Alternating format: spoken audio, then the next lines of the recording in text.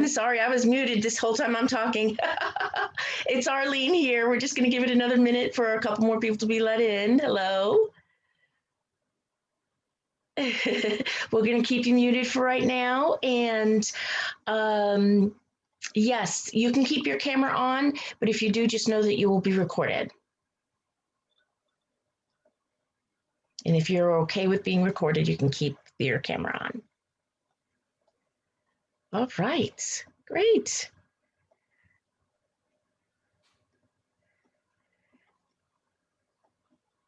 Okay, so I'm going to get started. I am here to introduce Cynthia. So hello, everyone. I am Arlene Klein. And Cynthia Allen. And Cynthia Allen has and is a certified Feldenkrais practitioner since 2001 and is also a senior trainer in the movement intelligence. She is the creator, on top of that, she's the creator of the online Your Learning Body program and a published researcher on the effects of Bones for Life approach in the elderly and a co-creator of integral human gait theory, which centers around walking to heal your physical, emotional, and spiritual health. So with all of that, she is a very qualified person there. How do I know Cynthia? You may be wondering. Well, I started working with Cynthia about 5 years ago. And when she was still in her practice and had her practice open to the public. So then at that time, I was helping her spread the word on somatic education and about the difference it could make in all of our lives and for all of us around the world. And I've supported Cynthia as we launched the first Feldenkrais Awareness Summit back in 2018. And we have done 5 summits together with the 6th one in the works. And for your information, I am not a Feldenkrais practitioner, but I am a believer, a true believer. It was, I think, about after a year or so of working with Cynthia, I had decided to just go ahead and jump the gun and ask for some help with a decade of pain that I had with bursitis in my hip. And it worked. The pain was gone after 2 sessions, and I was walking so much better after even just the first session. So I know all the good that it can do, and I'm so happy to introduce Cynthia Allen to you, who will take you through unlocking your learning body. Oh, thanks, Arlene. Thank you. I remember those early days together, and I remember that first session with you and putting my hands on you and being so happy to hear that you felt better afterwards. A decade long of pain is something.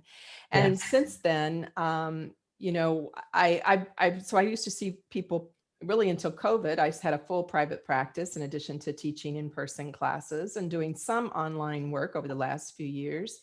But then during COVID, I really, of course, changed to being available online and in a big way. And what I've seen over the past year is that people can have remarkable results with regular engagement. So many of you came here through the summit, though not everybody. And I think what I'd like to get out first to understand of who's here, and then I'll tell you what the format is going to be of today. But I'd like to know, like, how would you describe your relationship to Feldenkrais method? Would you say you're new, or you're somewhat experienced, or you're uber experienced, or you're a teacher or a practitioner, or like, where would you put yourself? And just pop that into the chat so I have an idea what the range of people that are attending are like today. New. Oh, thank you for that. Totally new, somewhat new. Great. Oh my gosh, this is great. 10 trainee, 10 years experience. Some classes, beginner, practitioner, fairly new. Okay, little bit deeply engaged. I love hearing that. Few workshops. Okay, somatic teacher. I've been doing ATM for a while, since 1989, I think that said. In teacher training, 4th year student, practitioner, Tellington Touch practitioner with 10 years practitioner. Okay, 20 years practitioner. Great. So we have got some range here, right? We've got some range here. And I think I'm going to be able to interest everybody in that range. So let me tell you, I love that they're still rolling in here. So let me tell you what the format is going to be like today. And this will help you, Brent. I saw that your question as well. So the format will be that I'm going to talk very briefly about Feldenkrais, lead you very quickly into your first movement experience today. That movement experience will start out in sitting or standing as a reference sort of scan, and then you'll go to lying on your back, either on the floor or your bed. And you'll want to have a pillow or a towel nearby in case you need that. And then, oh, hey, Sarah, I haven't heard from you in quite a while. It's been many years since you came to Study Bones for Life with me. That's great. And then also, I'm going to do a little talk with you about, that's probably going to take us to about 25 minutes. I'm going to do a little talk with you at about the 25, 30 minutes. And really that talk is going to talk about the principles of unlocking your learning body, but it's also going to give you the opportunity to have an ongoing engagement with me and the Feldenkrais work. That'll be a fairly short presentation. Then we're going to have another movement lesson, awareness through movement lesson. The first lesson is a lesson that those of you who are experienced and go, I'm not so sure there's anything new here for me. Maybe something about the way I say it, or maybe a couple of the cues you will go, maybe that's interesting. But that for the people who are really experienced, it will be very familiar to you. But the movement lesson, the second movement lesson, is something that I created actually this week, and will be unique, I think, in many ways for everybody. So, and I think quite powerful. So I hope that you stick around for it. Yeah, then you get to decide if you're new. You get to decide what you think about yourself, Joyce, how you would describe your experience with the Feldenkrais method. So, I'm very excited. I'm very excited because this is the beginning of my one time of year, really pulling people in to study with me for the year and really getting to know each other. So I'm thrilled to be able to take you on this journey. I'll do question and answers after the second movement lesson. So literally I'm so glad you're excited, Donna. That's great. Literally after that second movement lesson, I will stay for as long as you want to stay, and my mouth and my brain can still work to answer your questions. Okay. So you're totally welcome to be jotting down questions that you have for me, and then I'll just stay and answer them. And everybody who wants to stay for that, can. I was amazed at how many people stayed last night for all the question and answers. It was pretty impressive, actually. So are you ready? Are you ready to begin? Yes? Yes, let's see some thumbs up. Yeah, good. Beautiful, wonderful. Now, if you leave your cameras on, it does help me to be a better teacher, but it's not a requirement. I'm not purposefully recording you during any movement. One of the things that you'll notice is that I'm not going to be demonstrating, and no one is going to be demonstrating movements for you. So if you're here in the class or you're watching this on replay, I want to encourage you that that's not a mistake. That's the way we teach. And the reason that we teach that way is so that you will not stay looking at something else and remove yourself from your own experience, but instead stay in your own experience. Stay with yourself. You don't have to watch me at all. You can actually just listen to the words. So if you're thinking to yourself, why am I sitting here watching someone talk? The answer is that's not what we want. We want you to just follow the directions the best that you can. And there is no mistakes unless you're hurting yourself. And then I don't even know if we would call that a mistake, because you'll probably learn, hey, I shouldn't have pushed it. I shouldn't have pushed it.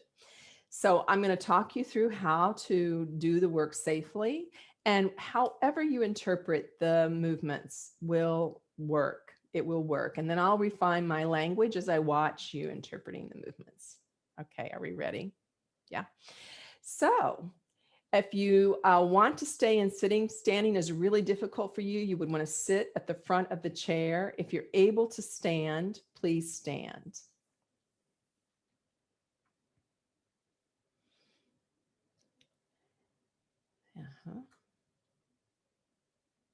So So we'll start with a standing or sitting reference. Just learning to know something about yourself. Now, you can stand on a mat as long as that mat isn't squishy. If you're standing on something really squishy, you probably want to stand off of it, so you have a nice firm surface. Beautiful. Okay, see people getting themselves arranged. Wonderful. Now, so you just stand, and how do you stand? What is the weight between the distance you put between your feet spontaneously? How do your arms hang? Does one arm feel longer or shorter than the other?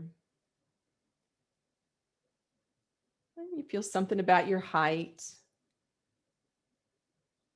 And maybe even you notice if your head feels heavy or light to you.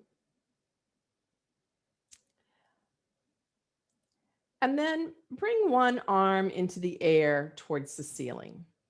Now, for some of you, you're already thinking, that's not going to work for me. That's going to hurt. Well, then don't raise to the point that it hurts. Bring it back down. Don't leave it in the air. So you'll take things up slowly and you'll bring them down slowly. And then you'll pause for a moment before you do the movement again. And the idea is that you begin to notice more aspects, more things about the movement. So like, what is the trajectory that you choose as you bring this arm overhead? And which arm did you choose? And as you bring the arm into the air, what happens in your collarbone and in your shoulder blade? If you can only bring your arm, your hand up to your own shoulder, the opposite shoulder, that's enough. If you can only bring it to the head, that's enough. If you can bring it a little ways up, that's enough. If you go all the way up, that's enough. It's only important that you stay within your easy, comfortable range. Okay, so now let's pause with that arm, the arm that you chose first. And let's try the other one when you're ready. And this one might feel like a completely different game right from the beginning, Might be a reason why you didn't choose it first. So very slowly, simply kind of notice, does this arm feel heavier or lighter, easier or harder, sludgier? Like there's something sort of like that doesn't quite know about the movement going on, and then the other one maybe might feel, or it might feel easier, like it glides into the air, like it glides. So different ways that you could pay attention. And you're hearing a lot of questions, aren't you? Oh, a lot of questions, and you don't need to know the answers to all of them. You don't need to know the answers to any of them. If you ask the question, that will be enough. Now pause with that, please, and just walk around.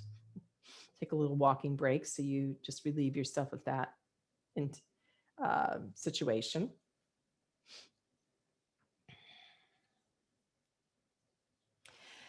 Now, you're going to come back to this again, and you're going to need to do fewer raising of your arms, even though I leave you quite a bit of time. You're going to want to do fewer because you're going to wear out if you just keep doing it over and over again.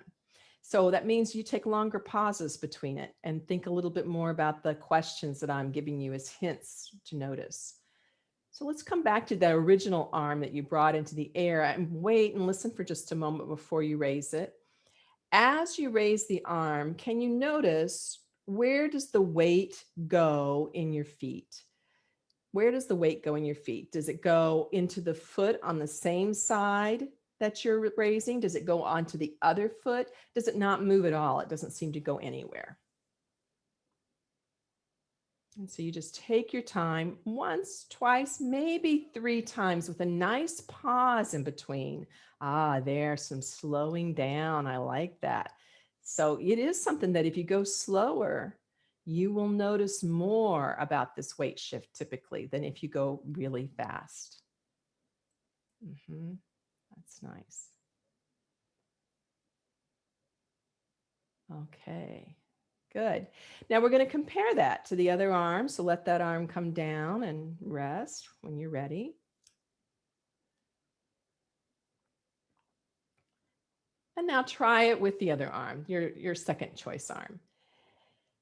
And again, you're interested in, where does the weight shift? Does it shift into the leg on the same side that your arm is going up? Does it shift into the opposite leg from the arm that is being lifted? Or does it just feel like it doesn't move? Like you didn't really notice anything happening at all between the 2 feet and the legs? Can you record in your mind, and you might need to alternate once and then the other? Can you record in your mind what you notice? Including, I didn't notice anything. Totally a valid answer. Or I feel confused by these questions. Totally a valid answer. Good. Let it go. Let it go. And walk around again. Walk around.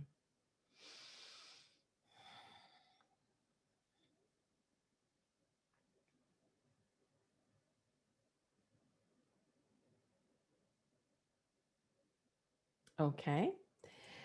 Now let's see what happens.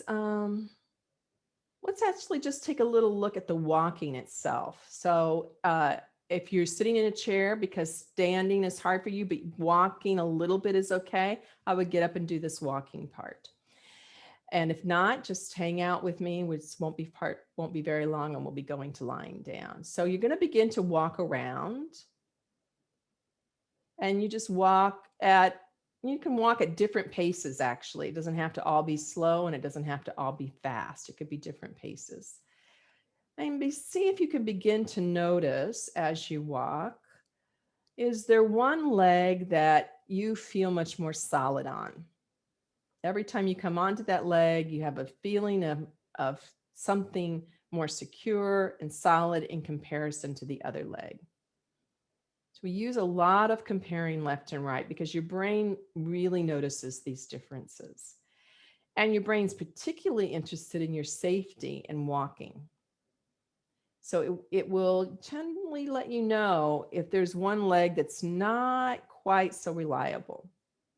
Now, for some people, this will feel like you come onto one leg and you go very slow and solid, and you come onto the other leg and you try to skip over it real fast. Like you don't want to hang out very long. So there's like a difference in the amount of time that you spend on each leg. Or other people might have a feeling of a kind of drop on one side and a kind of getting taller on the other side.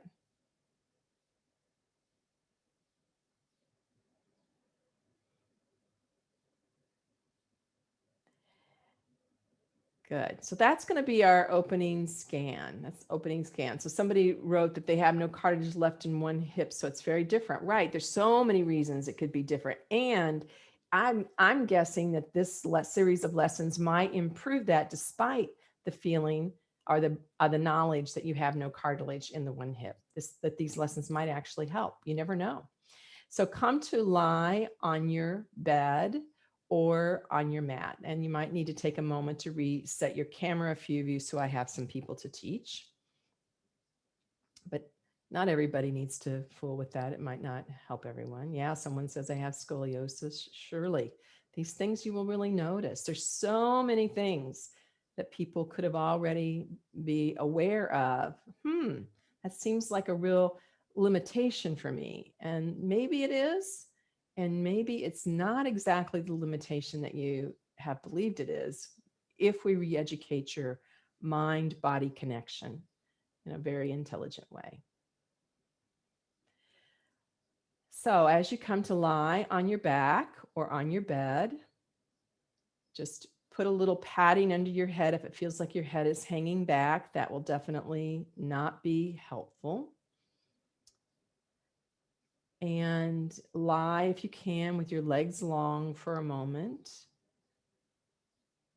But if not, that's uncomfortable for you. You could have your feet flat on the ground with your knees bent. Notice the distance you put between your feet. Notice how you arrange your arms. Notice how you feel about the fact that I'm starting to talk more softly, more slowly. For some of you, it's a relief. For others, you're like, oh no, this is going to be boring. Right? So you find out something about your emotional state. Are you able to come to the floor and be somewhat quiet, or is it something that you feel like you have to do a lot of movement, a lot of adjusting, a lot of jiggling around? No judgment. You just notice. You just notice. And maybe as you feel your breath arising and falling,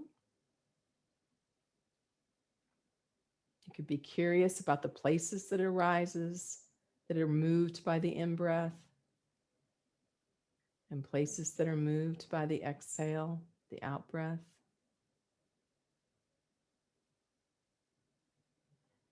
And then just tune in to the tissues of your face, your jaw. Do the tissues feel held tight, or can they kind of relax into gravity?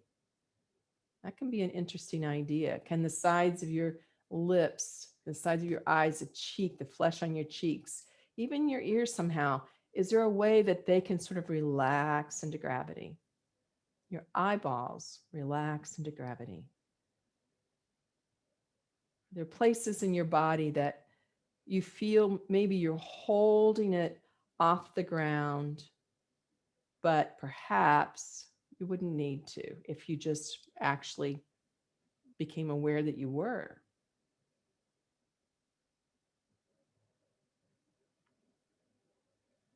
Okay.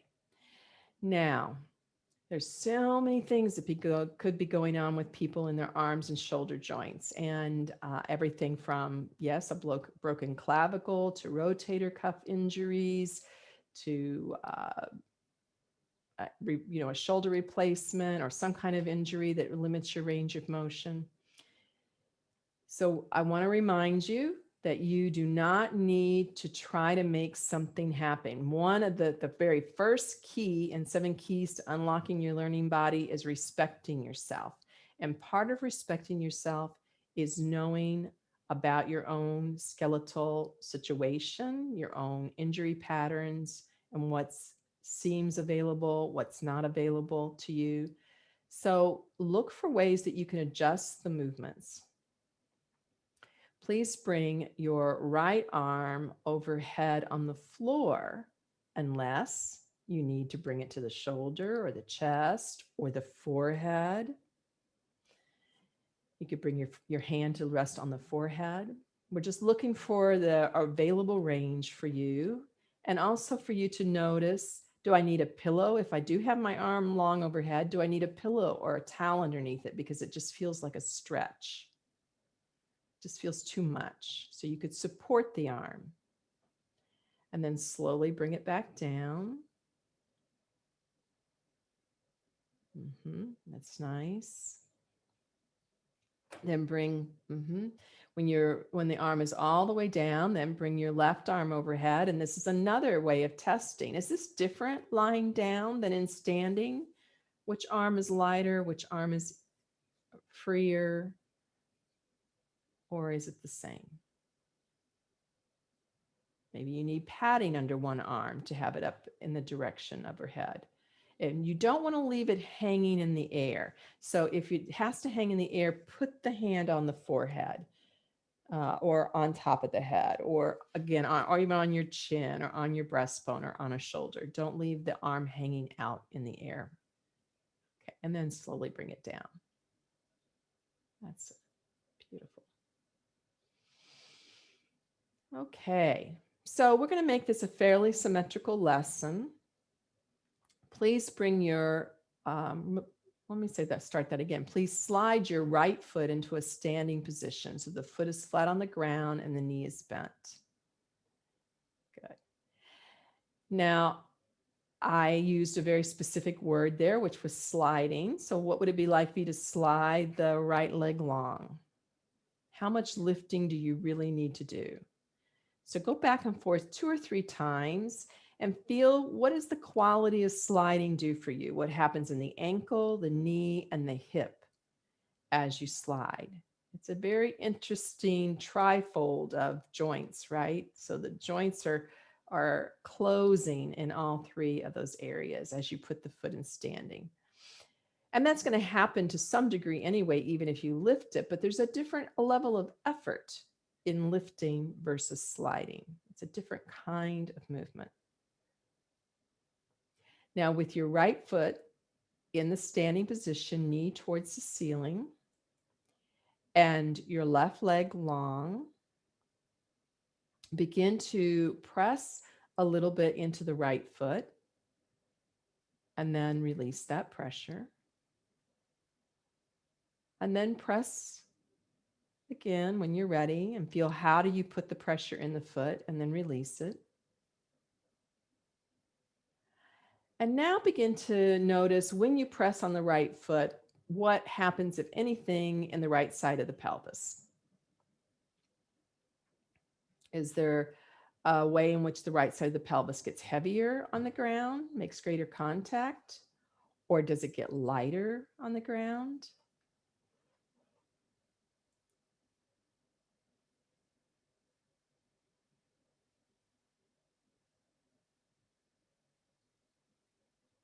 And then go ahead and find a way to press the foot and just feel that it does actually help you lift or pick up a little bit the right side of the pelvis.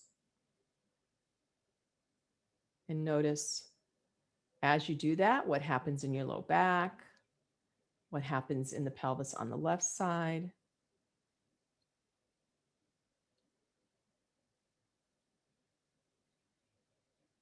Yeah. And then, of course, you stop pressing and you let the foot come down. So if you're new to this work, you might have this impulse to press, press, press, and never really stop. It's so important that you stop between movements. You stop between movements.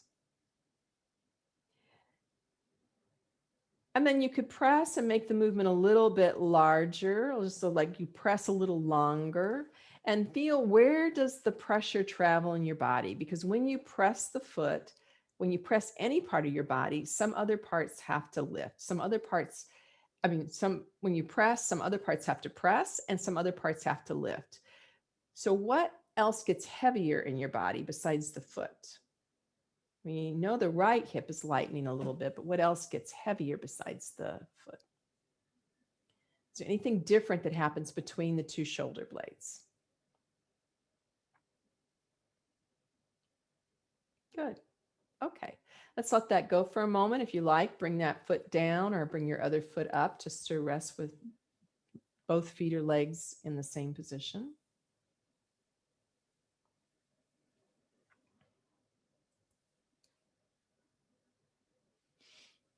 You all did a great job adjusting cameras for me. It's fantastic. Thank you so much.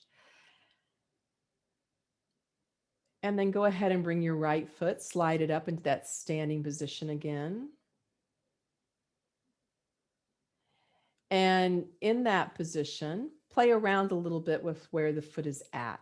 So it may be that if you bring the foot a little closer to the pelvis, for example, maybe just like 1/4 of an inch, it doesn't have to be a big move, you'll actually find that you have clearer connection with the ground when you press and when you release. Or maybe it's taking it a 1/4 of an inch away from the pelvis. Or maybe it's a 1/4 of an inch towards the left leg or 1/4 an inch away. So you begin to experiment. So we're using all these verbal cues and all these experimentations to flesh out your awareness of your body, but also to stimulate new pathways in your brain. For the brain to become aware of what is the unusual, to become aware of sensation, to be able to tell differences more clearly. Now, staying with the place that you feel like, I'm kind of happy with that. I think I like that one. You put your foot in that place. Bring your left arm overhead or wherever it is comfortable for you and leave it in that position. So if it's comfortable to have it on the ground above you, fine. If it's not, that's fine. It's your right foot, left arm. Right foot, left arm. And it's really helpful then if your right hand is down beside your body and not on your body. You'll get a little more out of it. Good. Now begin to press into the right foot and feel what it's like. How does that affect the left shoulder blade, the left arm as you press into the right foot?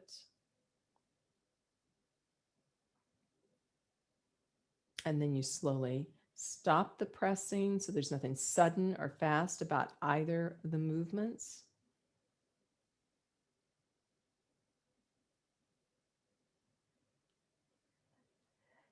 And then pause with that movement and let's do something completely different now. Instead of purposefully pressing with the right foot, can you just lift your right hip?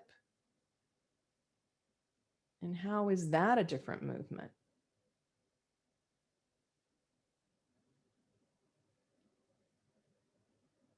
How does that affect your pelvis and your low back? And does the movement arrive in your left shoulder blade at all?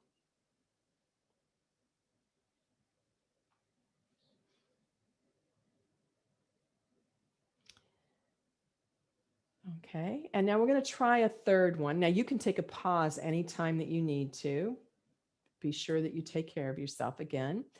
But we're going to try a third one. And this one, when you press, you're going to go back to pressing into the right foot, but it's a specific kind of way of pressing. So you press into the right foot in such a way that it will shift your weight back on your pelvis so that your low back gets closer to the ground. So it's a very specific way of putting pressure through the foot that you might have to play around with a little bit to discover. Now, maybe that was the way you were doing it to begin with. But it's not the most common way that people choose to begin with. So a fair number of you will find that this is novel. So you press through the foot and somehow it takes the low back, it tilts the pelvis a little bit back towards the ground. And then once you find that, you can add on a little bit more pressure, and then that actually starts to lift the right hip from the ground. But the low back is lengthened before the pelvis starts to shift towards the left. And for those of you with low back and sacrum problems, this could be really important. This could be really important. Okay, good. Let's let that go. Bring your arm down slowly.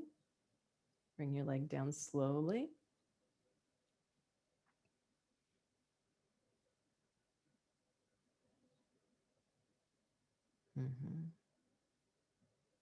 Just feel for a moment, what's the difference now between your left arm and left shoulder blade and left collarbone and the right arm, right shoulder blade, right collarbone, and your right leg, which you've been actively using,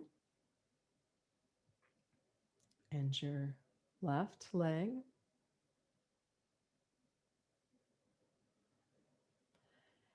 And then please bring your left foot, slide it up into the standing position so that the knee is bent and the foot is flat on the ground. Take a moment to play around a little bit with a position. So you press, you release, you move it, you press, release, you move it. You play around with the position so that you don't choose just the first thing that's familiar to you. So familiarity, habit is huge, right? And we need to explore the options to even realize, hey, there might be something better. Otherwise, we don't know. We definitely are able to learn new things, but we're wired to develop habits. And so this whole Feldenkrais approach is to examine those habits and see if we can upgrade them or make a wider palette of options instead of it being something that is truly habitual and there is no other choice.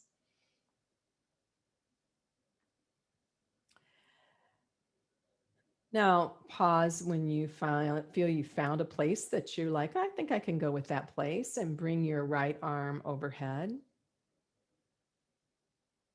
And let's try these 3 different ways, or bring it to your chest or your head. Let's try these 3 different ways of pressing. So one way you press the foot, and boy, that pelvis, the left side of the pelvis kind of pops up into the air fairly early. Not a lot, but it comes up quickly. And that's usually the way that most people start out when they press the foot. You could have this second option, which is as you press the foot, the pelvis is rocked back, the low back gets long first. And then if you continue the pressure, the pelvis would come off the ground a little bit. But there's a different disposition in the pelvis and the low back that for some of you, this might be very important.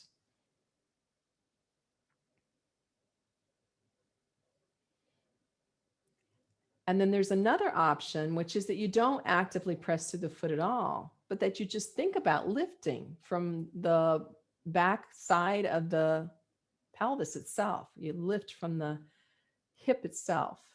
And that has a very different feel to it, doesn't it?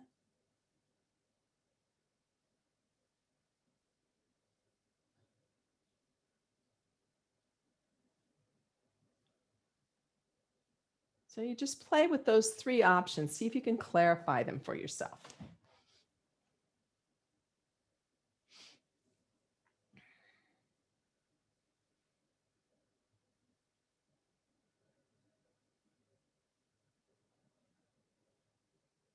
Okay, when you're ready, let that go.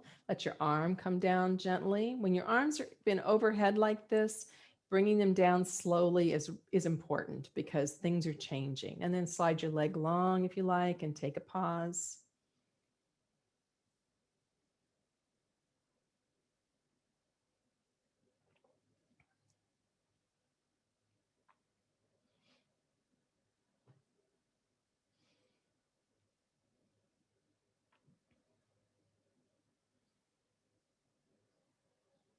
When you're ready, please bring that same left leg back up to standing, the right arm overhead.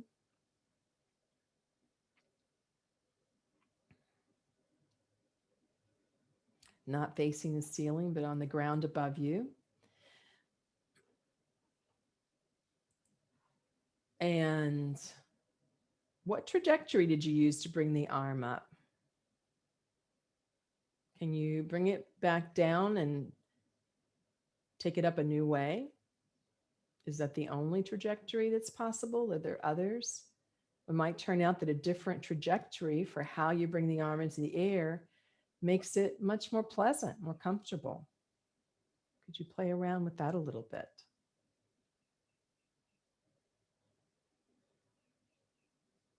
Even if you need to bring the arm to the chest or the shoulder, even there's many pathways to get the arm, the hand to the chest or the shoulders or the forehead. There's many pathways. How many can you find? Can you find at least three? At least three.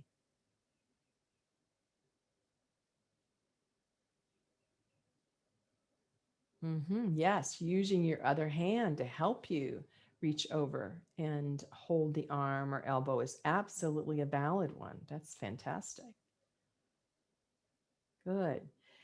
So now choosing one of those trajectories, go ahead and bring your arm overhead and begin to press now through the left foot in this way where when you press through the foot, it's almost like you're going to slide the foot away from you, but this foot doesn't slide and it creates a counter pressure into the pelvis. The low back gets a little closer to the ground.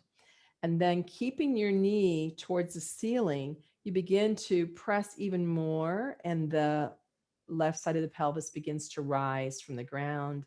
The knee goes a little bit forward in space, but not to the right. And then you slowly lower back down. And as you do that now, begin to notice, what does your head want to do? Does your head want to go left or right or stay in the middle?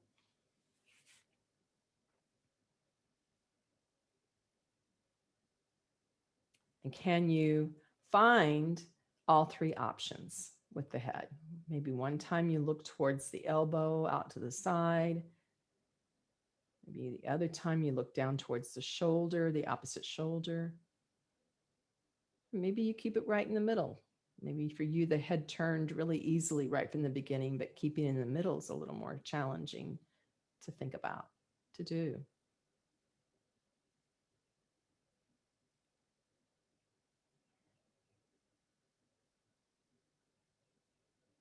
Okay, good. Now, Let's let that go again. Bring your arm down, your leg down. So those of you who are very new, I hope you're starting to feel how our intention is not to hold the in range of a movement. So we don't press through the foot and get as far as we can go and then stay there. We press through the foot slowly, gently, easily, and then we release that pressure, let the hip come back down, and we stop for a moment. We even maybe take a breath in between before you start again.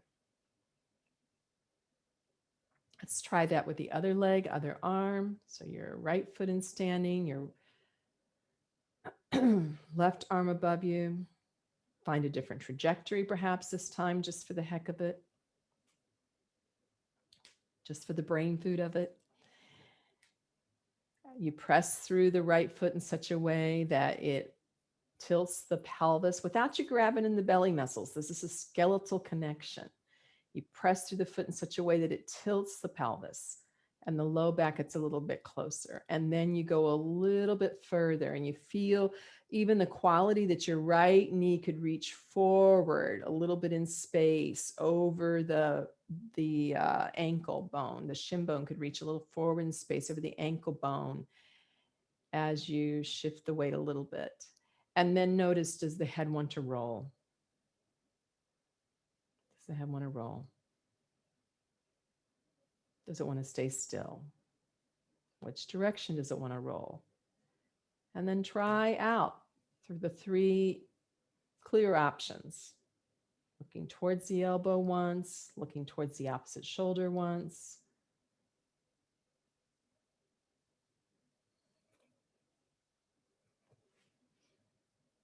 Keeping it in the middle.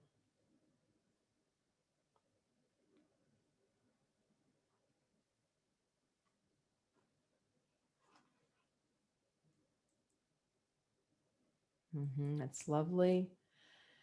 Now, the next time that you've lowered the pelvis down and you've released the pressing through the foot, we're going to change it just a little bit. And this time, you have a different intention. The intention as you press through the foot now is to thread the pressure up through your body on the diagonal so that it goes out through your left arm, up to your left shoulder blade and out through your left arm, and your left arm is moved on the floor, but you don't reach. So the difference between reaching and threading movement, so I'm going to do my left arm, reaching, and threading movement from below is quite significant.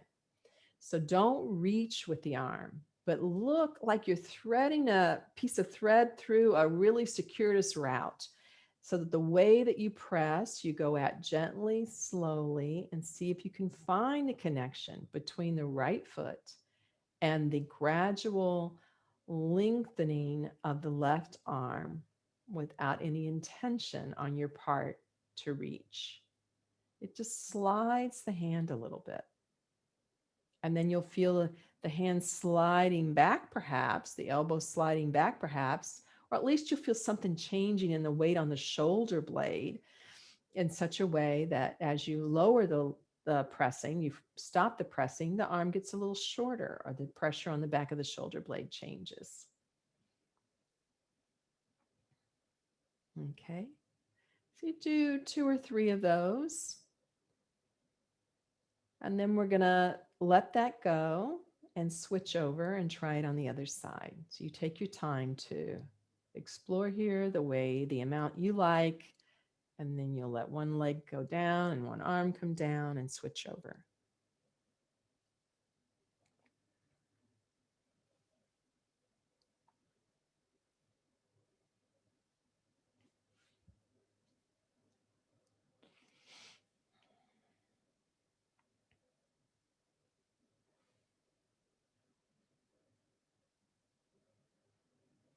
Okay, so go ahead and let your leg come down, let your arm go long. Let's switch over now. I would love to spend more and more time on this lesson, but I do want to give you, first of all, for people who are new, shorter lessons are often better. And I also want to give you the variety of the two lessons that still connect to each other. So when you're ready, you switch over to the other leg, the other opposite arm, and you begin to look for this kind of pressure through the foot that will slowly thread on the diagonal. Probably most of you are working with your right arm, left foot now. Slowly threads in the diagonal from the left foot up through the left arm.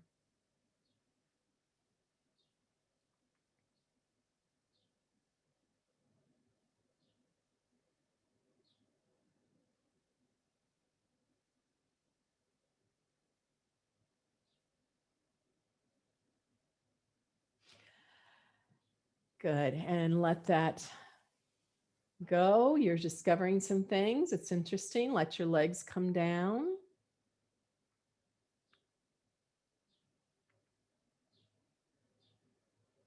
And so we're about process. We're not about the goal achievement. We're about process. We're about the discovery. We're about the natural organic reorganization of yourself through sensation, through novelty.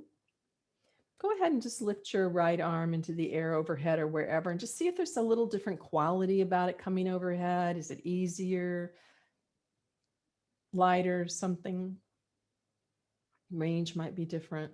And then after you've done it and you bring it down, you can try the left arm.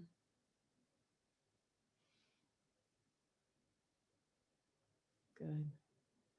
Now you can just feel for yourself what it's like right now to be lying on the ground and to feel your breath. And then begin to roll yourself through your side up to sitting and look for the easiest possible pathway to do that. What would be a very gentle way you could bring yourself up to sitting? It might not be a question you've ever asked yourself.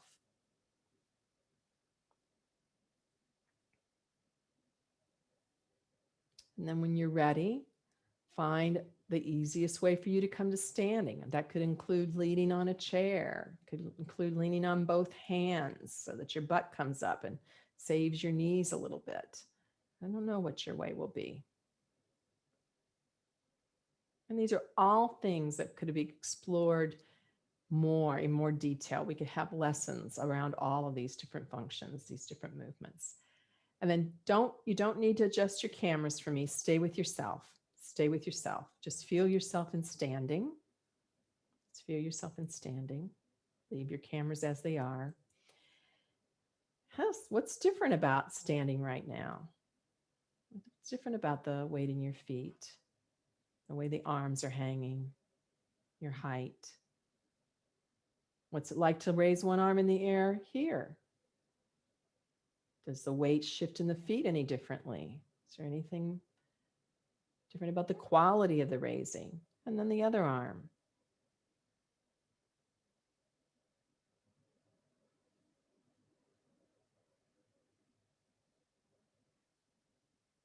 Mm-hmm. Good. And then go for a little walk and find out for yourself what's walking feel like. Is there anything different about your stability in walking or your ability to stay on one leg a little bit longer than before, or just something maybe that feels a little bit more easy or solid in the walk itself? And of course, things could feel worse. These things happen too. And that's also information. It's not what we want, of course, but it's also information for you to use for the future.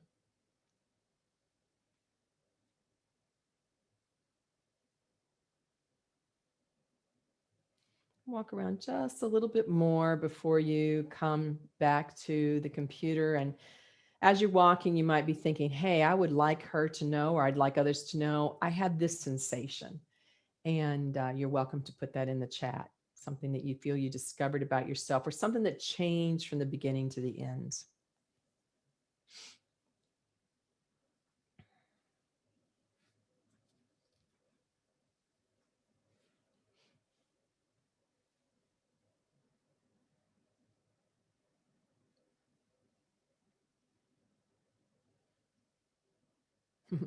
I've missed you too, Robert. I'm glad the movement was easier at the end. Yeah.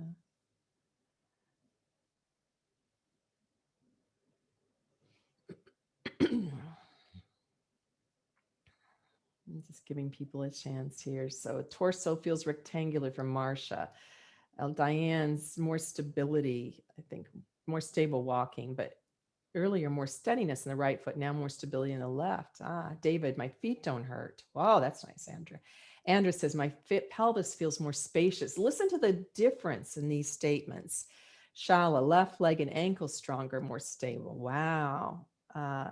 Abhelisha, a connection between the feet and the shoulders. Edna, my right shoulder's been very tight and it's now more released and easier to raise above my head. Donna, I found the threading concept really cool.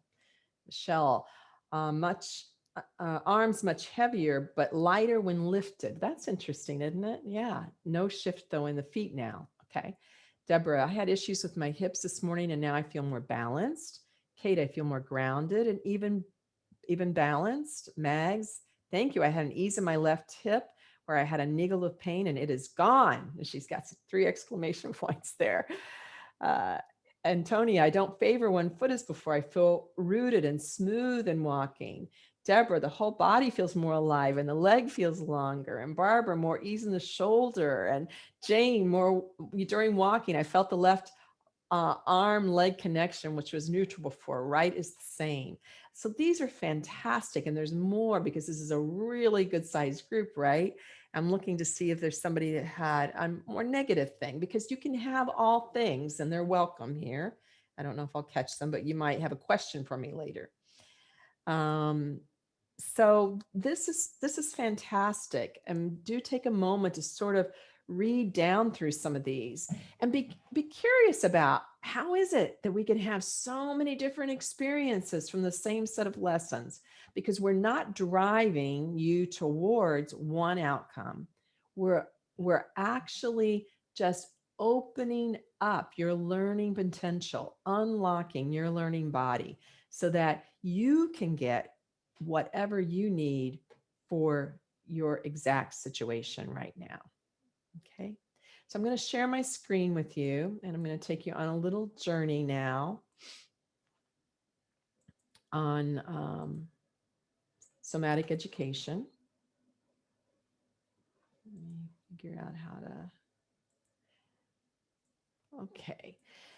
Oh, so we have the beautiful Arlene Klein right here who agreed to be part of one of our photo shoots related to awareness through movement. And so I have 2 questions over here, which is what is somatic education and what does it mean to have a learning body? So soma comes from the Greek word body. And in the somatic education, the field of somatic education, we often talk about learning through your lived experience. And I've come to use the phrase learning body because we are using movement, but we're also using the brain. And the brain and the body and the movement together form this whole potential that when we leave one out, we don't get the same result. So I've been listening to, as many of you have probably been listening to, I think, boy, I'm going to say is Huberman. I can't remember. It's I only remember at the moment that his first name starts with a D. I'm going to mess it up if I say it, try to say it. So I think it's Daniel, but that doesn't sound quite right either. Anyway, Huberman has been talking about how exercise does not connect with neuroplasticity. What exercise does is really, he's not exactly right on that, because it does connect with the ability to groove something in deeper because it's repetitive. But what we do is very different than exercise. We're a really poor form of exercise, actually. And so we're all about this opening up of the neuroplasticity. Now, you all signed up for this class for a reason. So you have some place that you've been struggling, and could you pop that in the chat where you want to move away from something? You want to travel from one place to another. What is it that you want to travel away from? What is it that you want to travel away from?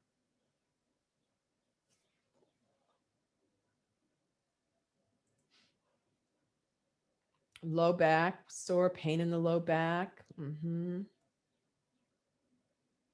That's feeling of getting stuck, stiffness, carpal tunnel, restricted, internal resistances, sore IS joint and hip, anxiety, hurting feet, stiffness, pain in the feet, degenerative disc, spinal stenosis, problem in the right shoulder, hip problem, numbness in the fingers, organization, shoulder degeneration, general tension, poor breathing, free shoulder, the gap, spine, disc degeneration, wobbly feet, monotony of posture, faulty patterns when playing the violin, relaxation for singing. So there's things you want to travel away from. And I know those are going to keep rolling in. Now I'd like to, so most of these are going to fit right in some kind of category of pain, limitation, injury, fear, lack of competence, disappointment. But where do we want to go? Where do we want to go? So tell me where you want to go. So most of us will come in with a complaint. And it's important to know what it is that is motivating you. But it's also important to know where you want to go. Yes, you want to go to freedom, better balance, body-mind integration, free from pain, surrender, vibrancy, awareness, my true self, proprioceptions, graceful movement, fluid embodiment, free from pain, confidence, easy walking, physical and mind flexibility, fluid in movement, free movement, awareness, fluidity, accepting choices, spontaneity, breathing, joy. Yes, joy, fluidity, energized flow, pain free. So I would actually encourage that, Christine, to think about saying that even more positively. Give yourself a little boost and say easy, comfortable, freedom, instead of not pain. What is it you really want to embrace inside of yourself? Betsy, connection, healing from Bonnie, childlike from Sarah. That's beautiful. So these things begin to move into areas of like ease and comfort and better balance. I want to be able to do more like the way I play, walking, running, and more confidence. Biological optimism. One of my teachers, Ruthie Allen, talked about this ability to do this life, right? She called it biological optimism. I call it this feeling that I can do this life. That is some of what some of you would have said. I would put it into kind of that category. And inspired living, for sure, inspired living. So how is it that this can happen? Well, first, of course, you have some choices. We always have choices. And in the Feldenkrais work, we say we want to have 3 to 5 choices about anything. Feldenkrais said that 2 choices is really no choice at all. It's just the opposite of the same pattern. So option 1 is always a valid option. You can continue to do what you've been doing. Now, for some of you, that is that you've been doing exercise programs, or you've been doing nothing specifically, or you've been in physical therapy, or you've tried a lot of other kinds of forms of movement. And if you're happy with the results you're getting, you can continue to do what you've been doing. Or maybe you've just started doing the Feldenkrais work and now you're going around, you're sampling things. You're doing a sample here, a sample there. You're trying to figure out what is this thing called Feldenkrais. You're kind of intrigued and you just could continue to do that sampling. So that's one option. Another option that would be available to you, option 2, would be to take my 9-week entry course called Unlocking Your Learning Body. And there you would learn the 7 keys for unlocking your learning body, plus have the movement experiences that go with it. So what would that look like? Well, we would start each session talking about one of the keys, and I'm going to introduce you to those briefly here.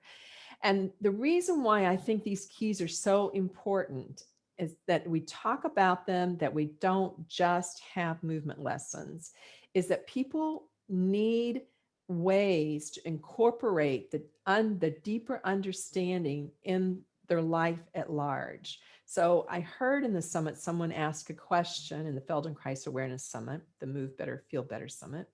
I heard someone ask a question about that they had been taking awareness through movement for years and they didn't see what the carryover was into their life. And I feel like that is a failure of our teaching, if that's the case, because the teachings that are embedded in the lessons are not things that everybody is going to pull out and apply. So they need to be talked about a little bit.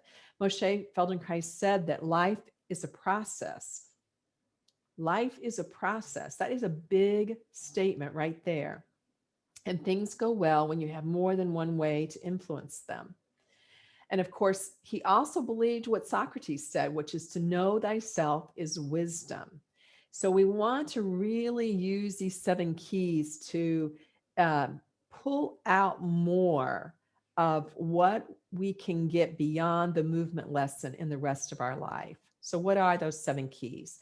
Well, it starts with respecting yourself, respecting your structural situation, respecting your injury history, or patterns, respecting your emotional patterns, respecting your emotional being, your spiritual being, learning to put all of that into the mix of your life and your sessions.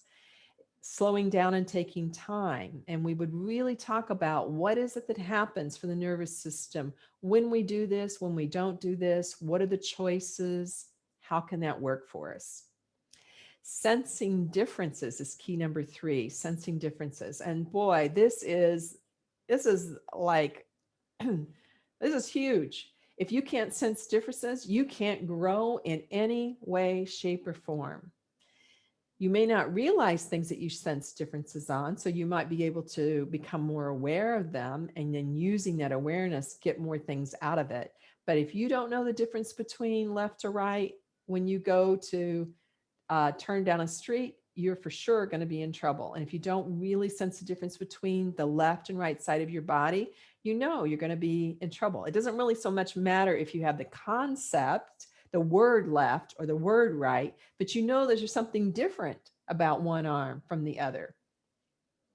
Well, that ability to sense differences just keeps growing. And the more granular, the more you grow that, the more options that you have. The reason that we ask so many questions is we're trying to grow that pathway of differences for you, grow that pathway of sensing differences.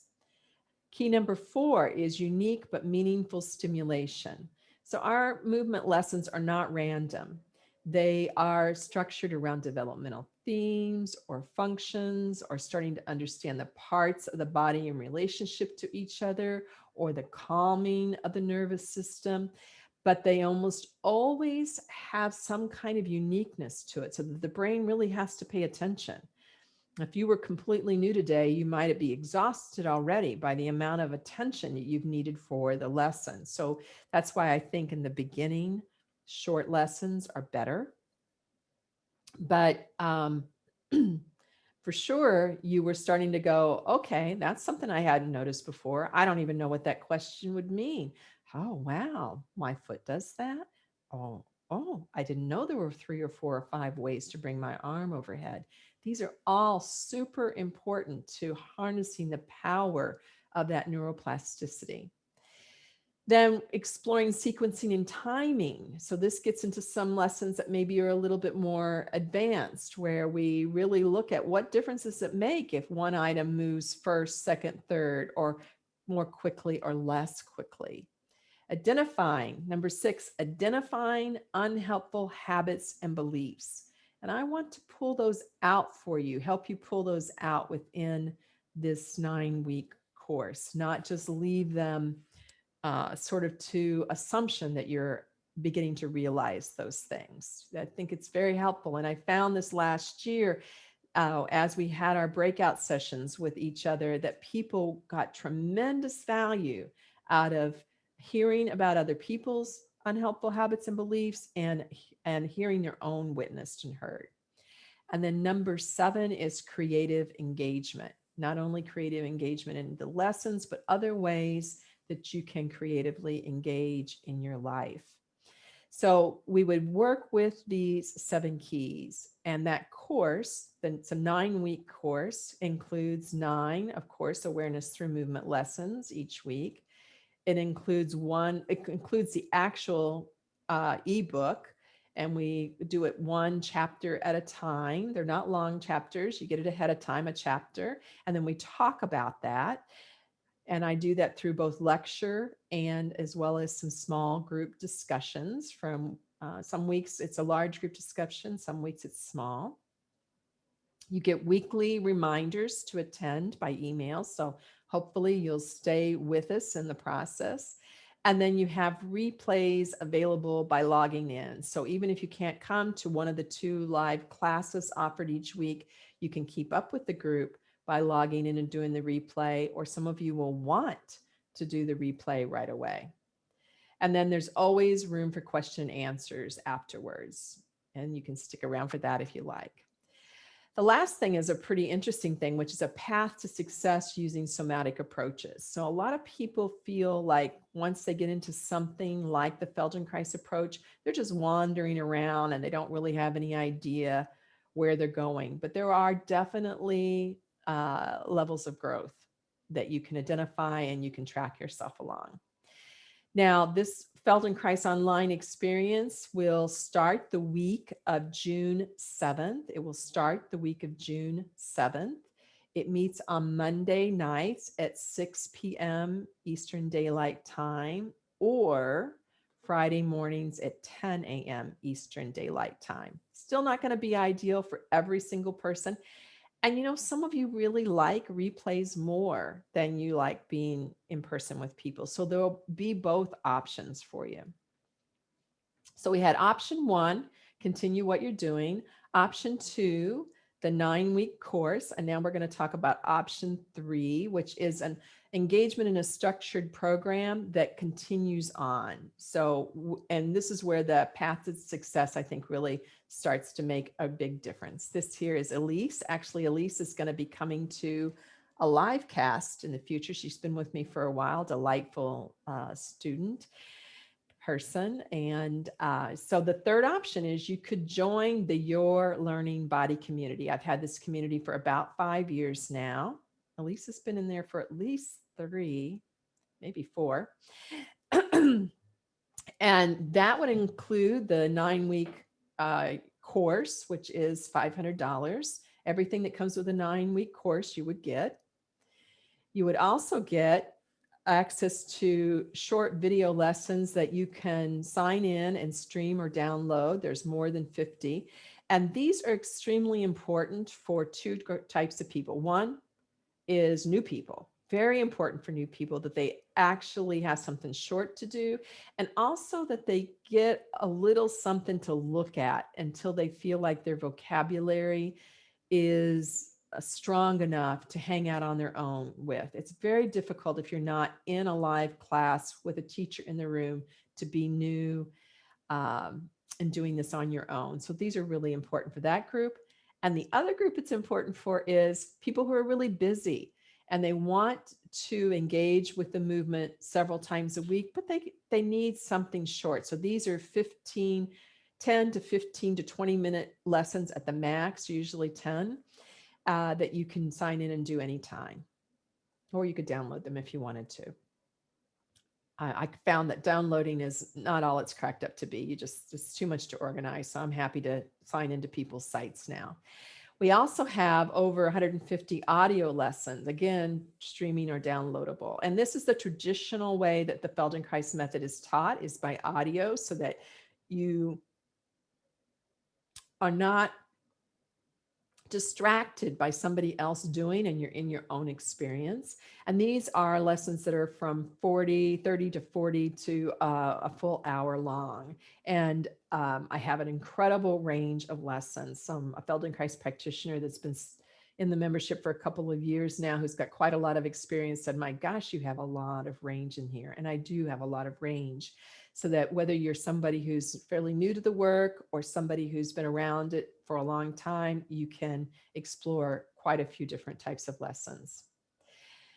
Then we have more than that, though. We also have live classes and series and challenges throughout the year. So we don't go continuously, but you will have several opportunities throughout the year to come back to a live class. So we do get to interact with each other off and on through the entire year. Sometimes it's like a week-long challenge. Like in November, I did the Board on the Foot series for 5 days, offered it 2 times a day for a week. People loved it. And then we've had several series in different themes. Sometimes you help me choose the theme. And of course, there is still the 7 keys to switching on your learning body workbook. and this path to success that you can monitor. And then we also add a Facebook discussion group, which can be quite robust. And I know I had a really tough question for me to answer, put out there yesterday that I was able to answer last night. So the value of this program is really over $3,000. Now, there's also bonuses that come, and the bonuses include sounder sleep lessons with sleep expert Larry Wells, and as well as select Bones for Life lessons. So that's from myself, and I think those lessons are super, super valuable. And then Larry Wells is also a master practitioner, teacher, trainer in neurolinguistics programming, and he has some beautiful meditations for restoring innocence. So when you get done, the value is almost up to $4,000. Well, you don't have to pay that. So that's the good news. What would you need to pay? You could sign up for the 9-week entry course only, because some people don't like memberships. And that's fine. And that is $500. We always have some people who sign up for the course only, perfectly fine. You could sign up for the Your Learning Body membership on a monthly basis for $57 per month. You get everything then that I just talked about. You could even save more by going yearly at $497 per year. And that actually saves you $187 over the $57 monthly. Katrina is going to put this link for you in the chat several times between now and the end of the meeting, and she'll pop that in there for you already. And there's a lot of detail on that page about what happens there. Now, I'm also offering a live bonus event for the people who are attending right now. So if you sign up during this session or within an hour after the event is over, you'll be entered into a drawing with me to receive a private online session. We'll be giving away 5 of those. That's a $150 value. And then we have all kinds of fun stuff around notebooks and t-shirts that are related to unlocking your learning body that we're also putting into the drawing as well. Now, I want to talk briefly about some of the results people have had before we go on to the next lesson. Yvonne has been in the membership for a couple of years now, and she was really, really struggling. She had been given a diagnosis of spine deterioration, and she felt that her world was just spiraling down. She called it a downhill spiral with just more pain and almost no hope of achieving any kind of level of comfort. And then as she began to do the movements, she found that these places that were locked in her body that were supposedly never going to move became freer and easier, and just felt this hope arising. She also wrote a different piece for us that was about, having given up painting, and she loves to paint. She's a decorator, kind of I wouldn't call her amateur, but she doesn't really do it for a living, but she loves to paint rooms as part of her decorating. And she had really given this up, and using Your Learning Body, she was able to paint an entire room after months of saying, I can't ever paint again. And she just did it by using these principles and taking her time. And she thought, first, I'll just be able to do a half a wall. And then she was like, oh, I was able to do that. I'll be able to do the whole wall. Now I can maybe take a break and do the next wall the next day. She did fabulous with it. So it was exciting. Andy Guyo is a physical therapist, and he actually kind of started it more just because of his own pain and discomfort. He found that he could go to sleep better if he did the Feldenkrais, when he does Feldenkrais at night before he goes to sleep. He got much easier in his hands and his arms. This manual therapy was really challenging. He found he could line himself up better for the manual therapy. And then he also talks about, in another place, about how he's using the movements and the cues with his patients for better results. Lynn Putinteri is a equestrian. And so her big motivation, at least in the beginning, was how to connect better with her horse. And her sense of connection, the balance, the timing. And so she really understood that most of the problems with horses are not horse problems, but owner problems, rider problems. And then she's also found that when she goes for her monthly body tune-ups, that her therapist tells her things are a lot better. Betty Lou is a biologist and really knows anatomy, and she has been thrilled with the improvements because she has a lot of difficult diagnoses going on and has had much fewer problems in her neck and her back, and able to spiral up and down the swimming pool and play with her grandchildren and drive long distances. And then one of the things that she said that was interesting is that she found that the pelvic floor work that we have done at different times has helped keep her body parts from falling out. And she didn't even know that would be something that would help her when she enrolled in the program. Marguerite has had a pretty big neurological challenge. She was familiar with Feldenkrais when she joined, and now she has this capacity to do 2 or 3 lessons a week and feels it creeping into her life so she can keep playing with her movement habits. And Jay Harnett is a physical therapist who, as a teen, was hit by a car when he was on his bike. It changed the course of his life. It is the major reason why he became a physical therapist. He's worked with the pain patterns and limitations through many, many, many approaches.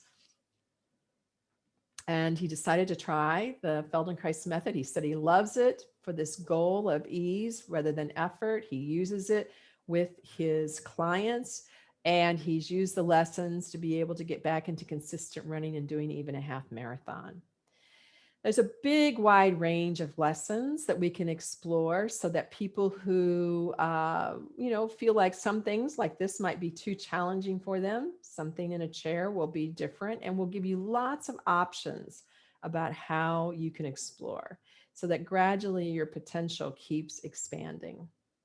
So again, I'll just remind you, 9-week course at this link that Katrina is putting in for you is $50. The monthly course, monthly membership, ongoing membership is $57, or you could sign up for a year and save $187 at $497. So what we're really about is opening possibility, opening possibility. Okay. I'm going to we'll come back to any questions you have about that after we explore the next movement lesson. Is that okay with you? Yeah. Are you ready for another movement lesson? No? Yes? Hands up, thumbs up, something, a wave. Beautiful. Okay. This lesson is going to be almost entirely in standing, almost entirely in standing. And that means that for those of you who need to sit, you absolutely can sit at the front of the chair. For those of you who are in standing and you go, I don't know, I'm starting to get fatigued, you could sit down during the walking breaks. So those are going to be some options for you.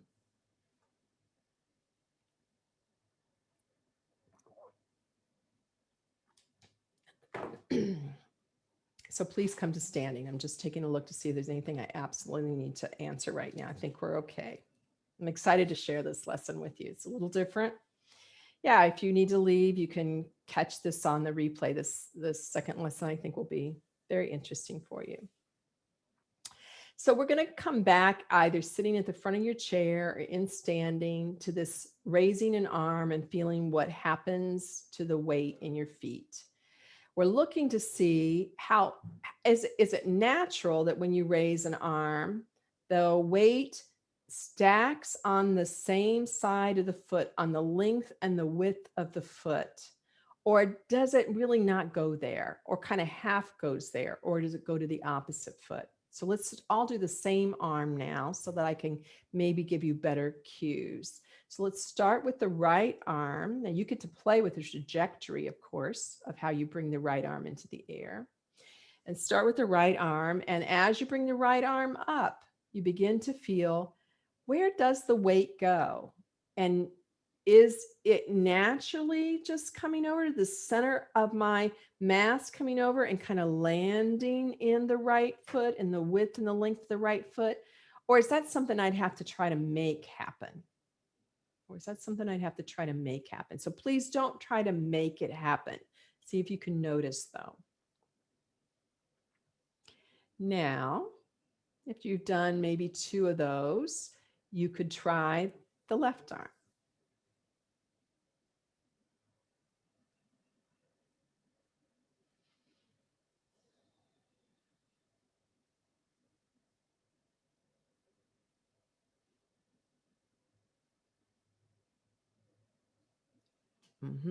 Good.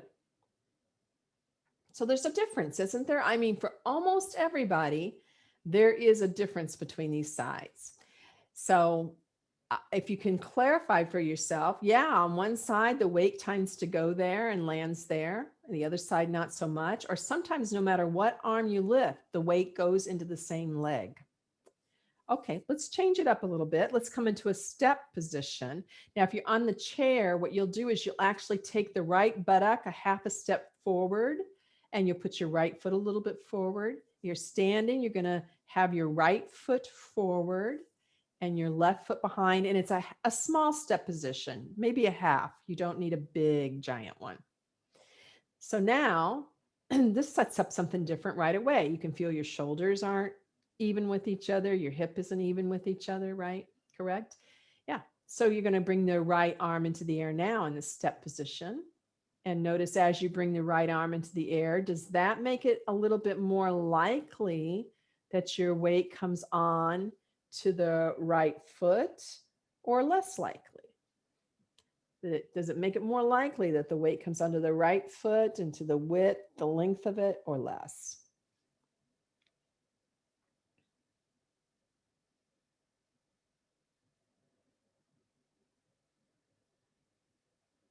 And does it matter if you think you're going to reach something? Like you have something tall on a shelf, does that make a difference?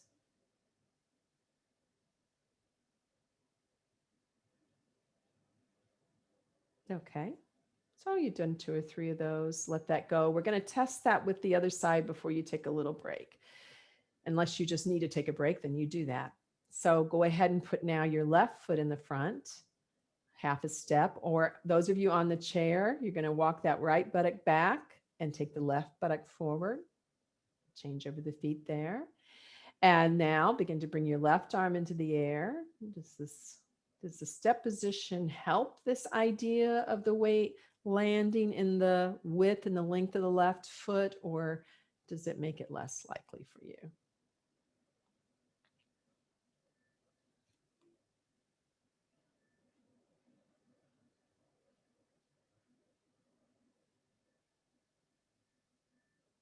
Okay, now let that go and go for a little walk. Anybody that needs to take a rest in the chair can do that, but please go for a little walk.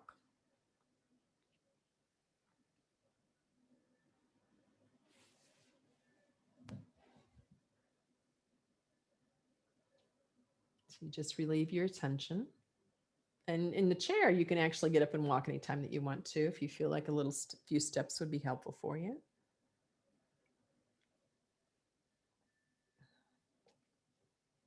And then come on back, please. Come on back to the step position, the right foot slightly in front of the right buttock, slightly in front on the chair. Left foot a little bit behind, and raise the right arm into the air. And as you raise the arm into the air, just notice what happens in your low back. What happens in your low back? Do you get a big increase of a curve in your low back? Or is it stay fairly neutral? Does the weight wander more forward on the feet as you take the arm up?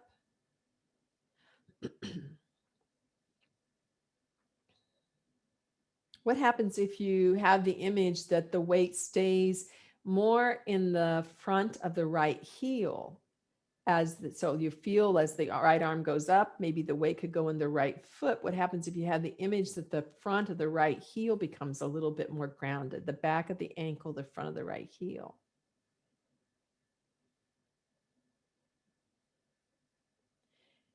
Yeah, so when you start out in a step position, your weight could be pretty even between the 2 feet, or even start on the back foot. Most people will want to keep their weight a little more on the back foot usually when they're in a step position, but not always.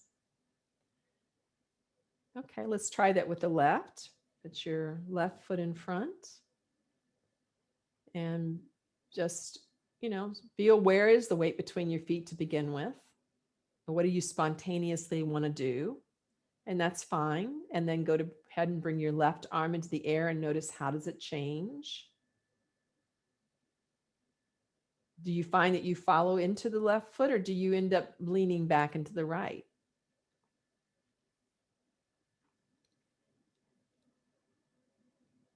What would happen if you let the weight wander a little more forward in the feet as the arm goes up? What would happen in the low back?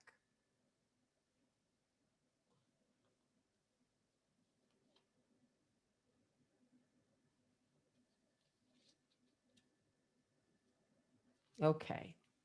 So not too much really unique about what we've explored so far, probably, but we're going to get ready for something different. So walk around a little bit or take a little pause. Nikki likes that. Good to see you, Nikki. I like that little yellow hand you raised. Let me know I'm doing okay. Good. Okay. Now come back to standing, and please stand with your let me think, right, with your right foot behind, left foot in front. And place your left arm on the back of your head if you can. If you can't, you could just put it on your shoulder or chest. Those of you who could put it on the back of your head, put it on the back of your head. So you're in a step position. The right foot is behind.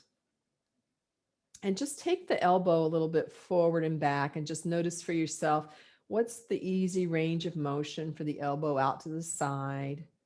And also feel how the shoulder is sliding on the back of the ribs. Feel how the shoulder is sliding on the back of the ribs. So sometimes just feeling and knowing that the shoulder blade slides on the ribs will change the range of motion. Okay, and bring your hand down for a moment. Just rest the arm before we continue on. And we'll take the same step position again, the hand behind. And now you put your left hand is behind the head, your right hand is on your chest, your right foot is in the rear, the left foot is a little bit forward.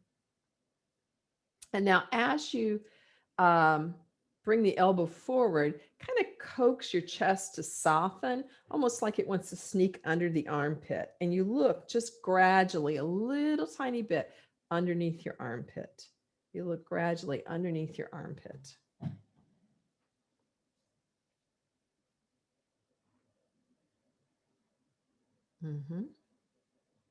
And then when the elbows spread apart from each other, look forward. So there's a way in which the elbows are coming closer together, and then the way in which the elbows are spreading. And the elbows are coming closer, and the elbows are spreading. That's it. And let it go.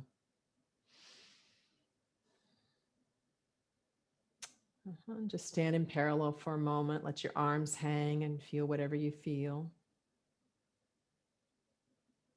And then walk around a little bit, or take a sitting break, or sit back in your chair.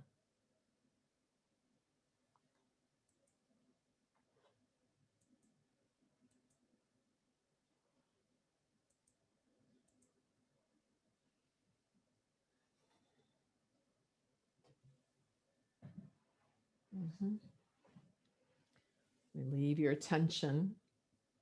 So many things to pay attention to in these lessons. When you're ready, come back to a step position, or in the chair, a step position. We'll have now the left foot in the rear and the right foot forward, or the right side of the buttocks forward. We'll bring the right hand behind the head, if that's possible for you. If it's not, and this is possible, that's totally fine. This is fine. So lots of options. And place your other hand on the chest. And just take the elbow a little in towards the head, and then a little bit back, and then in, and just feel, gosh, it's a different shoulder blade, isn't it? Really different shoulder blade for people to move, usually for many people, the dominant shoulder blade. And now then, as the elbow comes in, start to just kind of coax the chest into a little softness. You might even breathe out and you look a little underneath the armpit.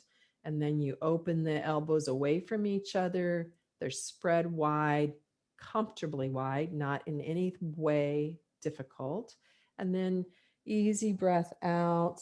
You look a little under the armpit, the elbows spread. You look back out forward ahead of yourself, not at the camera, not at the computer to me, but in your own space, in your own time. And you might feel something happens interesting in the weight on your feet as you do this movement. Maybe, maybe not.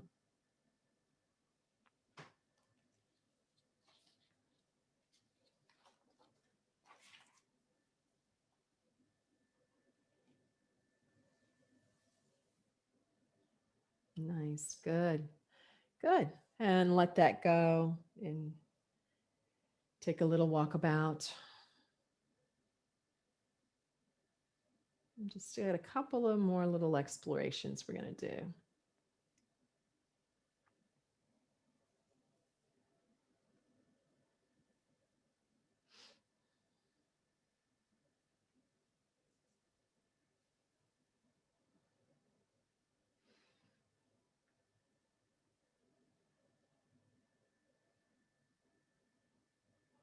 Okay, so now if you would like to continue, come into a step position with your right foot in the rear and your left hand behind your head and your right hand on your chest. And we're going to do the same movement of softly folding and then coming back up, but we're going to coordinate lifting the right heel. So as you softly fold and look under that left armpit, lift your right heel, come onto the ball of your right foot, which will of course shift your weight also into your left, won't it? And then as the elbows open and you look back, you look out towards the front, let your weight settle a little bit back into the front of the right heel. Boy, this is a lot to pay attention to now. So for those of you who've been doing it a long time, you're going to be like, this is some new information. For people who are new, you're like, well, I think I can track 2 of those things, Cynthia. That's all I got. And that's more than enough. So I'm going to say it again. As you fold, you lift the right heel. That'll shift your weight a little bit into the left foot.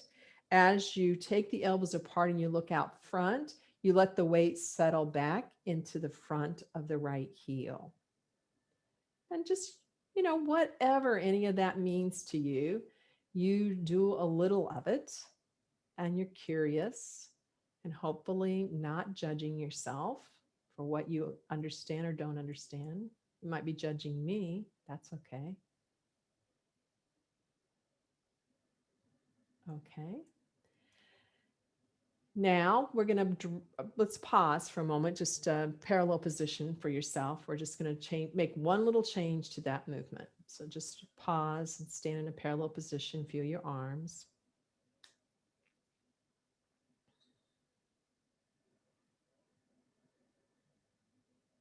It's come back into the same step position with the right foot in the rear and the left hand behind your head. But now you're going to leave the right hand down by your side. You're still going to do this sort of folding and looking a little bit underneath the armpit. And you're still going to lift that right heel to be on the ball every time you do that. And just start to notice that something interesting starts to happen in that right arm. Now, if you're in a chair, what you can do is you can lift your sitting bone instead of the right heel. You could actually lift your right sitting bone each time. Something interesting starts to happen, not only in the way that your weight shifts into your left leg, but also what does your right arm do? Does it swing forward or does it swing back? What does it want to do to help you balance?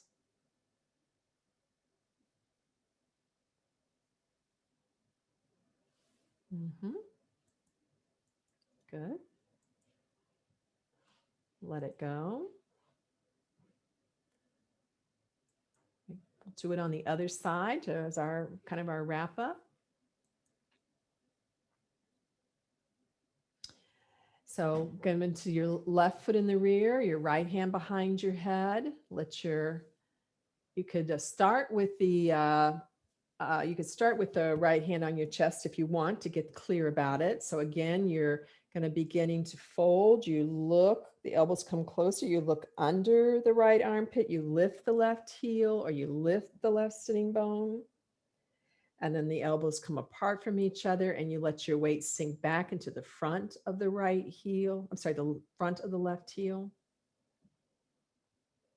And then when you feel like you have that movement more or less, let that left arm drop and continue to do it so you can feel what happens with the left arm. The left arm knows something about this movement, doesn't it? It starts to do something interesting in order to keep you balanced. Good. Let it go. Walk around a little bit.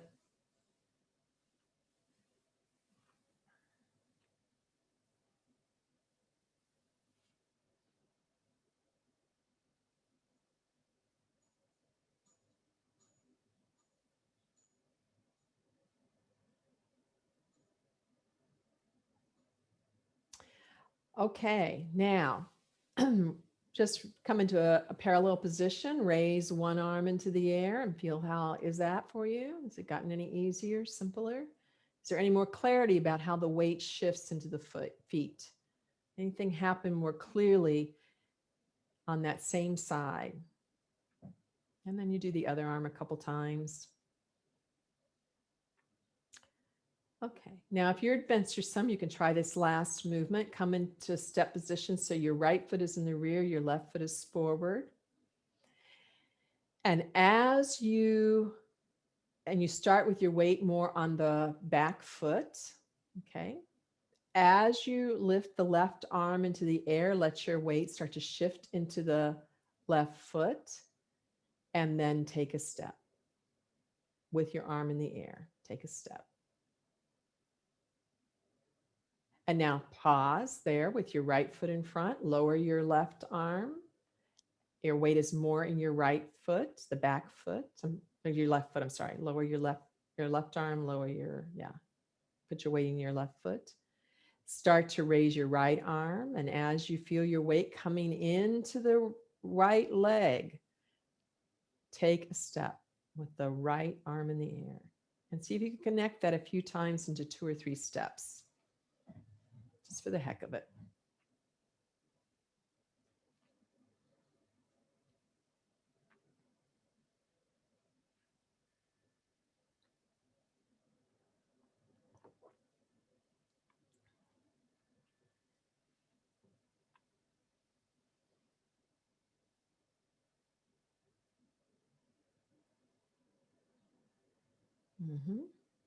Doing great.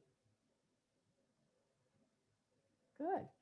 Now let that go and just walk around and feel for yourself. Is there something more solid, something you can count on more in each leg than when you started with me in this session? Something happened for you in the balance and the quality of how your weight shifts onto each leg, how each leg supports you at that moment when your full body weight is on that leg. It's a nanosecond, but boy, is it a big nanosecond for the nervous system. It's like going, am I going to fall? Am I going to be upright? How am I doing here? And then there's a stacking of all the weight along these joints that means the better it stacks, the less wear and tear you're getting on your joints and the more wear and repair you're getting. Okay, let's come back together again. You can start putting your comments about what you noticed here in the chat. Those of you who want to ask me questions, you want to raise your virtual hand and I'll start going through those questions. The virtual hand can usually be found at the bottom of the participant list. So it will say something like raise my hand, I believe is what it says. I don't get to see the same thing you say. One question that was in there that I can answer is no, you can't join later. Your deadline to join your learning body is June 1st. I only open up once a year so that I can really devote myself to the people who have committed. So once a year it opens, and you can join at that time, but you can't join later. Sorry. And now I'm looking at some of these comments coming in. Yeah, good. Interesting experience, more even walking. My back feels lighter. My arms move more naturally. When the first time we raised our left arm, my left nostril opened, and I was here because I wanted to improve natural breathing. And this is amazing. Love that. Donna, I feel more balanced weight distribution on my legs. Left foot doesn't roll out now from Lisa when I walk. That's important. That's important. Donna, I dislocated my clavicle from the sternum on the right side, so I really noticed balance issues on that side when raising the arm. Of course, absolutely. Lots of compensatory things going on. And I think the Feldenkrais work is really, really important in helping to tease apart compensatory things. Jane, more upright and rate perpendicular. Haley, feel space created in my low back and carry over from the first lesson on our backs. Great. Beautiful. More balanced, Lori, more balanced and upright and moving with easier breath all over. Fantastic. So I'm going to start taking questions. I'm going to unmute you. Sarah, we're ready for you, my dear. If you meant to ask a question, you raised your hand really early. No? Okay, I'm going to go to Anita. I know for sure Anita wanted to. Hi there. So I always feel like the weight is going to the opposite foot when I raise my arm. I don't know if when I raise my arm, the weight should have gone to my right arm through my left foot. I certainly felt that in the stepping exercise at the very end, kind of.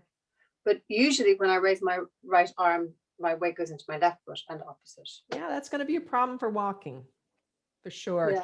It's not only going to be a problem for walking, but it's going to be a problem for your joints. You're going to get wear and tear instead of wear and repair. So when you have all of your body weight on one leg, you want to be decompressing along that whole side. That means that whole side is getting long, and that feeds the joints with healthy pressure. If when you step on that leg, that whole side is getting short, that means you're putting shear force at multiple places along the chain. Okay. So you've got an idea now that there's something that you could really use to improve, eh? Yeah. Thank you. And a mechanism that you could start playing, go back and play with this again when the replay comes out. Yeah, brilliant. Thank you. Yeah, good observation. And you're not alone in that, by the way. You're definitely not alone in that. Yeah. Shala.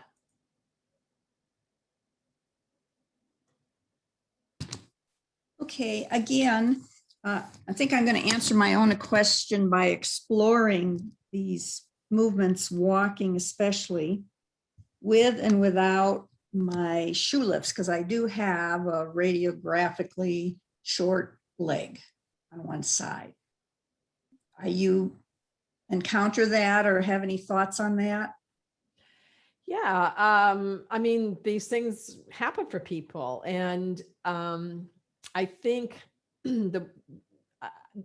in these cases, people typically need to keep the lift in, especially if it's more than like 1/4 of an inch or 1/2 inch.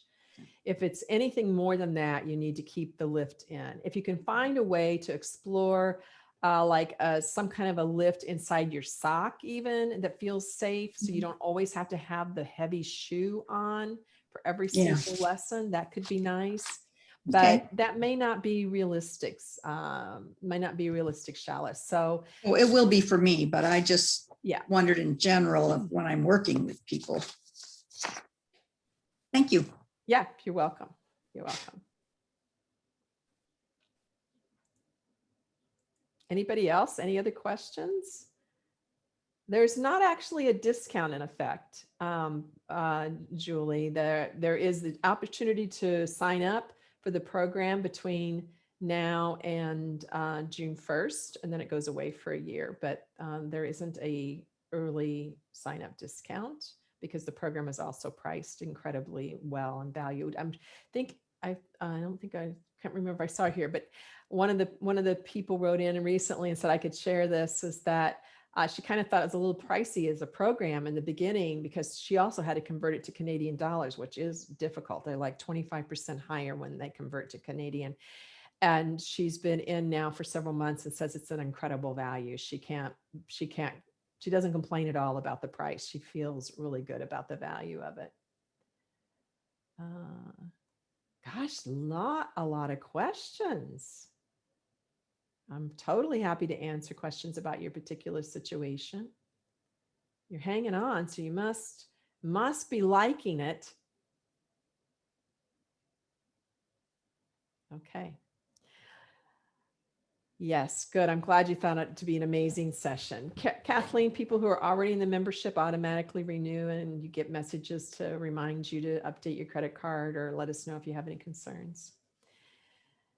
Does the community price change each year? No, once you sign up, that's the price you get to keep. As long as you stay current on your membership. That's a good question, Claire. So we have people that signed in the beginning when the membership was really inexpensive, and they're still on that fee. And other people are signing up for the first time now, but next year it goes up.